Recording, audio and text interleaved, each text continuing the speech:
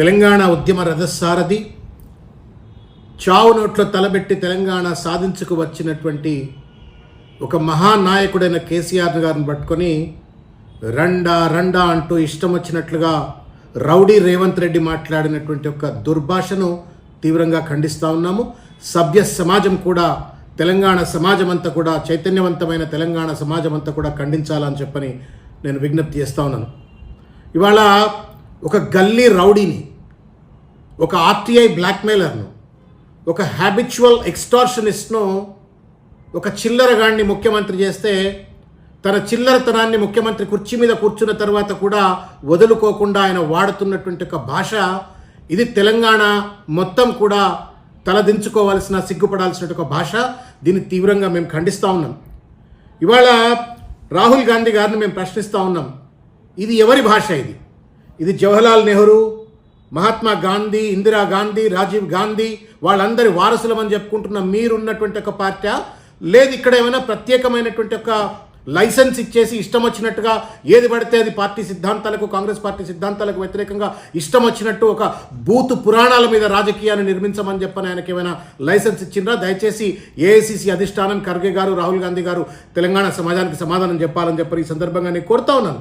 ఇవాళ ఒక దుర్మార్గమైనటువంటి ఒక రీతిలో తెలంగాణ ఉద్యమం గురించి రెండు తెలియవు రేవంత్ రెడ్డి.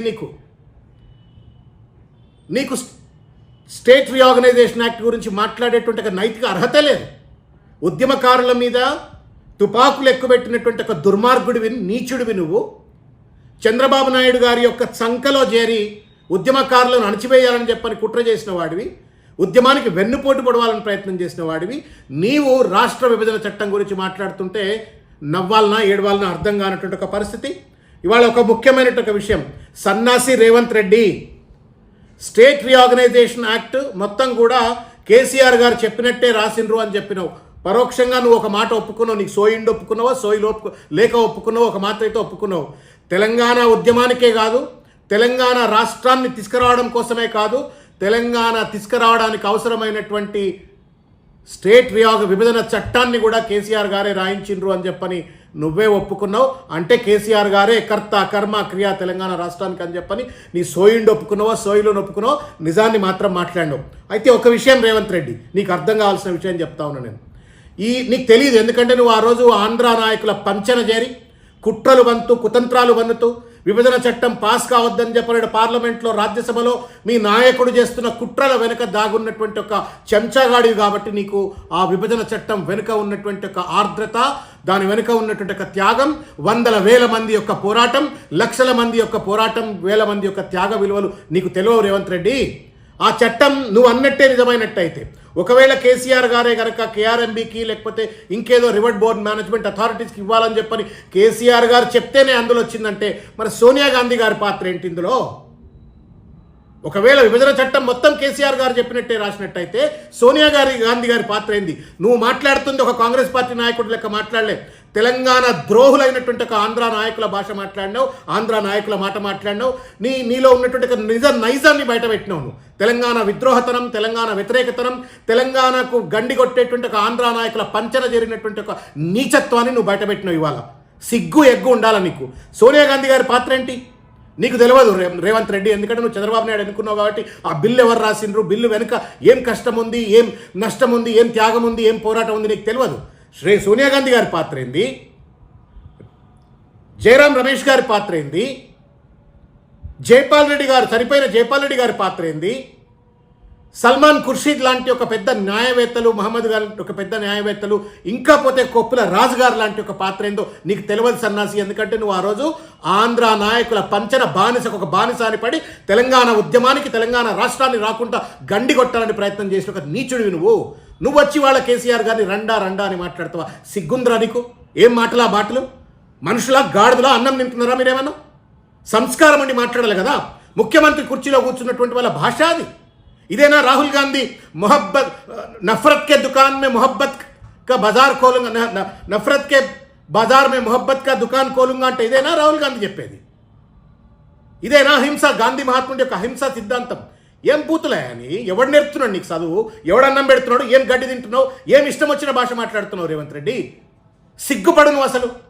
బుద్ధి జ్ఞానం లేదు. ముఖ్యమంత్రి కుర్చీలో కూర్చొని తన జీవితాన్ని మొత్తం ఫణంగా పెట్టిండు కేసీఆర్ గారు. 14 సంవత్సరాల పాటు తెలంగాణ సాధన కోసం ఆయన తన పదవులను, తన పార్టీ సభ్యత్వాలను, పార్టీలను, పదవులను కాదని తెలంగాణ ఉద్యమాన్ని మొత్తం కోట్లాది మంది ప్రజలను మమేకం చేసి తెలంగాణ సాధించుకొచ్చిన కేసీఆర్ గారిని పట్టుకొని అంత పెద్ద మాట అంటావా? ఎవరు రండా? ఇది ప్రశ్న కనుక చేసినట్టయితే తెలంగాణ సమాధానం చెప్తుంది. రండెవరు అంటే మొత్తం ఊరంతా ఒకదారా, ఉలిపికట్ట ఒకదారా ఉన్నటువంటి వాడు రండవుతాడు. తెలంగాణ ఉద్యమం 4 కోట్ల మంది తెలంగాణ ప్రజలందరూ తెలంగాణ ఉద్యమంలో మమేకమవుతూ పనిచేస్తూ ఉంటే నువ్వు రండ లెక్క తెలంగాణ ఉద్యమానికి వెన్నుపోటు పడిచే ప్రయత్నం చేసినావు.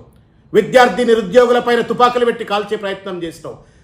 ఆఖరికి బిల్లులు పాసు కాకుండా చంద్రబాబు నాయుడు గారు లేకపోతే ఇంకా ఆంధ్ర నాయకులంతా కుట్రలు చేస్తూ ఉంటే వాళ్ళ పంచర చేరి వాళ్ళ సంఖ నాక్కుంటా నువ్వు తిరిగాడినో.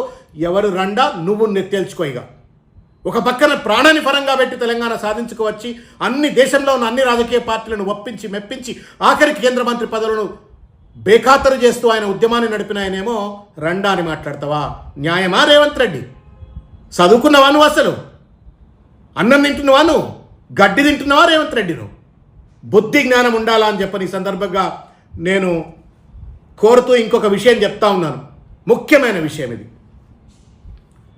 రాష్ట్ర విభజన చట్టంలో ఉన్న అంశమే అయినట్టయితే దాదాపు 9 సంవత్సరాల పాటు కేసీఆర్ గారి మెడల మీద కత్తి పెట్టినప్పటికీ కూడా ఎప్పుడు కూడా నదీ జలాల పంపిణీ విషయాల్లో స్పష్టత రానంత వరకు తెలంగాణ నీళ్లు అంటే తెలంగాణ ప్రజల యొక్క అస్తిత్వం, ఆత్మగౌరవంతో సమానమన్నటువంటి ఒక బలమైన నమ్మకంతో, విశ్వాసంతో కేసీఆర్ గారు మోడీ ముందు ఎన్నడూ కూడా మోకరిల్లలే. మోడీకి ఎప్పుడు కూడా తలవొగ్గలే.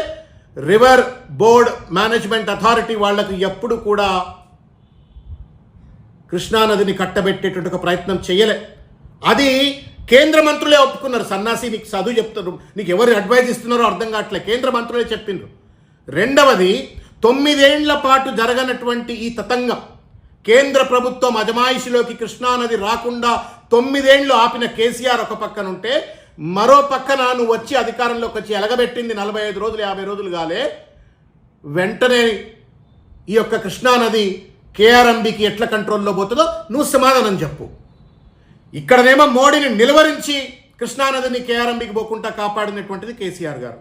నువ్వేమో మోడీ ముందు తల ఒగ్గి, మోడీ ముందు మోకరిల్లి సాగిలపడి నీ స్వార్థ రాజకీయాల కోసం మోడీతో లాలోచిపడి, బీజేపీతో లాలోచిపడినందుకు ఇవాళ తెలంగాణ ప్రజల యొక్క అస్తిత్వాన్ని, ఆత్మగౌరవాన్ని, నీళ్లని ఇవాళ నువ్వు నరేంద్ర మోడీకి ప్రాజెక్టులను తాకట్టు పెట్టినావు. నరేంద్ర మోడీకి, బీజేపీకి సిగ్గుపడు రేవంత్ రెడ్డి. ఇష్టం వచ్చినట్టు మాట్లాడినంత మాత్రాన చర్చనేమో పక్కదో పట్టిస్తున్నారు అనుకుంటున్నామేమో. నేను రండా గిండా అనగానే అందరు దాని మీదనే పడిపోతారు అనుకుంటున్నామో. నాకు తెలుసు నీ కుట్ర ఏందో, నీ కుతంత్రం ఏందో, నీ deflecting, attention driving techniques, diversion techniques అందరికీ తెలుసు. నీ 6 గ్యారంటీల అమలు మీద అడుగుతారని, నీ 420 ప్రామిసెస్ మీద ఎక్కడ ప్రజలు నిలదీస్తారో అని చెప్పని చర్చ లేకుండా ఉండడం కోసం ఇవాళ కేఆర్ఎంబీ ఒప్పుకుంటావు. మళ్ళీ కేసీఆర్ గారి మీద అదేదో ఉంది, ఎవరినో కొట్టి మొగసాలకు ఎక్కిందన్నట్టుగా నువ్వు ఇవాళ నువ్వే తప్పు చేస్తావు. ఉల్టా చోరు కోత్వాలు కూడా అంటే అని చెప్పని మళ్ళీ కేసీఆర్ గారి పైన దుమ్మెత్తిపోసి ఇవాళ నువ్వు జయరాం రమేష్ను దోషిగా నిలబెడతా ఉన్నావు. నేను I'm appealing to Jairam Ramesh ji, I'm appealing to the family of Jaipal Reddy గారు, the followers of Jaipal Reddy గారు, బుద్ధి పెట్టండి, గడ్డి పెట్టండి సన్నాసికి. Salman Khurshid still alive, probably who has really contributed. Koppula Raju గారు ఉన్నారు, అడగండి. ఈ గడ్డి పెట్టండి. కొప్పుల రాజు గారు, జయరాం రమేష్ గారు సోనియా గాంధీ గారి దృష్టికి తీసుకుపోండి. సోనియా గాంధీ గారిని కూడా అపఖ్యాతి పాలు చేస్తా ఉన్నాడు చిల్లర మల్లరగా మాట్లాడి రేవంత్ రెడ్డి. ఇకపోతే చర్చ విషయం, ఎక్కడ ఏం చర్చ చేయాలనో కేసీఆర్ గారికి నువ్వు చెప్పవలసిన అవసరం లేదు. తెలంగాణ ప్రజల విషయం, తెలంగాణ అస్తిత్వానికి సంబంధించి, ఆత్మగౌరవానికి సంబంధించి, తెలంగాణ భూములు నీళ్లకు సంబంధించి, తప్పని నిధులకు సంబంధించి కేసీఆర్ గారు అసెంబ్లీలో కొట్లాడతారు, పార్టీగా ప్రజల్లో కూడా తప్పనిసరిగా కొట్లాడతారు. బిడ్డని వదిలిపెట్టేది లేదు. నువ్వు చేస్తున్నటువంటి చిల్లర మాటలకు తప్పనిసరిగా తగిన మూల్యం నువ్వు చెల్లించుకుంటావని చెప్పని రేవంత్ రెడ్డికి తెలియజేస్తా ఉన్నాను.